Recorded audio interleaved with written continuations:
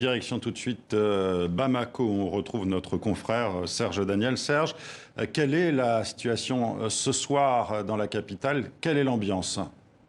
Alors, à Bamako, où je me trouve, la situation est plutôt calme. Il y a environ 2 heures de l'endroit où je me trouve, j'ai entendu des coups de feu, mais c'était des coups de feu plutôt à la verticale, en l'air.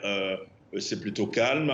À Kati, où est actuellement le président de la République et son Premier ministre, la situation est également calme. Selon des témoins, notamment un confrère, les militaires ont totalement verrouillé les accès au camp et ils contrôlent les accès, les routes qui mènent vers Bamako, 15 kilomètres plus en bas.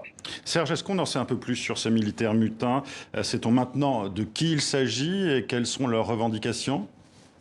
Il est évident que contrairement au coup d'État de 2012, actuellement, ce sont des officiers supérieurs de l'armée qui sont aux manettes, si vous permettez l'expression. Il y a l'adjoint du camp militaire de Kati, c'est un colonel, et vous avez également un autre qui est de la garde nationale, qui est un chef de la garde nationale. C'est une coordination, donc ils ont préparé l'opération qui a consisté à deux choses essentielles. D'abord, prendre le contrôle du camp, parce que vous savez, c'est l'une des plus importantes garnisons du Mali. Ils ont pris les armes, ils sont descendus au ministère de la Défense, ils ont arrêté les officiers supérieurs, les chefs d'état-major des armées, ça c'est très important, donc des hauts gradés, et après ils sont descendus à Sébenikoros, c'est là où le président de la République réside, c'est son domicile privé, pour l'arrêter avec le Premier ministre.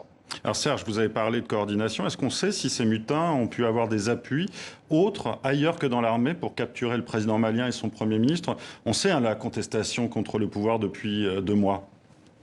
Mais il est évident que s'il n'avait pas des appuis au sein de l'armée, il ne pouvait pas. Je le disais tout à l'heure, il faut savoir que Kati, c'est le siège de la principale garnison militaire, je dirais même de tout le pays, en tout cas du Sud, et qu'ils avaient les armes, ils avaient des blindés, ils avaient des véhicules lourds, ils avaient de l'armement, et donc forcément que ça s'est dessiné là-bas au sein du commandement à Kati, puisque je le disais tout à l'heure, le numéro 2 du camp militaire de Kati fait partie, d'après nos informations, des mutins.